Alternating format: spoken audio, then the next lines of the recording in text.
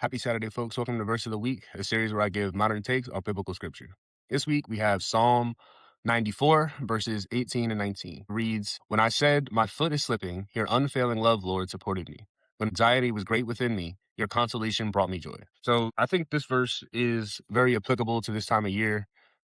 We're at the point now where it's the latter half of February. Everybody had their New Year's resolution, and now it's getting to the point where it's not fresh anymore. It's not new, and you really have to rely on discipline as opposed to motivation. And so I think what happens to a lot of people, at least what happened to me in the past, is you beat yourself up over maybe missing a day or missing 2 days or missing a week even, right? You might have just a really bad week, a tough week. There's a lot going on, and you're not able to commit like you thought you were going to be able to. And so that snowballs, and it becomes a situation where instead of righting yourself and getting back on the right track, you allow it to completely halt all progress, and now you're back to ground zero. And one thing that helped me kind of get out of that state of mind and that way of thinking is to think about your body and your mind as a savings account and not a checking account. We think, oh, because I missed this week, now I have to start all over again. That's not the case. Whether it's fitness, whether it's education, whether it's social expansion, the work that you put in, it stays. And it's going to stay stagnant sometimes, but the end goal is over the course of a long period of time,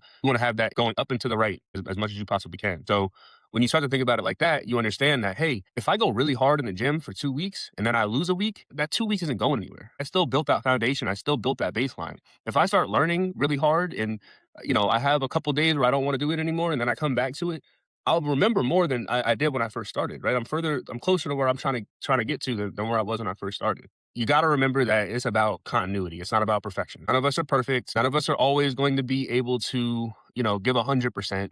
But can you give 80? Can you give 50? Can you give 30?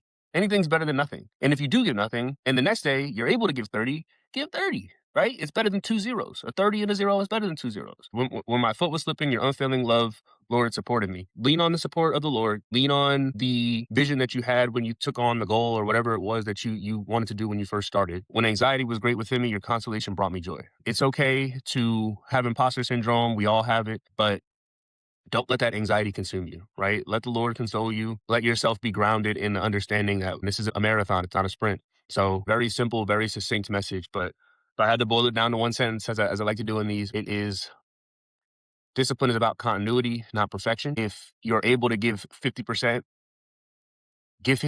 until you feel comfortable enough to give 100%. Give 30% until you're comfortable enough to give 100%. Because guess what? You giving something is better than doing absolutely nothing. The other thing is, when you're able to absolutely give nothing, give yourself some grace. Again, it's a marathon, not a sprint. If you miss today, don't miss tomorrow. If you miss this week, pick it back up next week. Think about your mind, think about your body, think about your soul as a savings account, not a checkings account. We're in this for the long game. You're going to have bumps in the road, but the important thing is to make sure that you are continuing to pick yourself back up whenever you do fall off track. So I'll leave it at that. As always, I appreciate all the love and support on these, and I hope you have a blessed Saturday.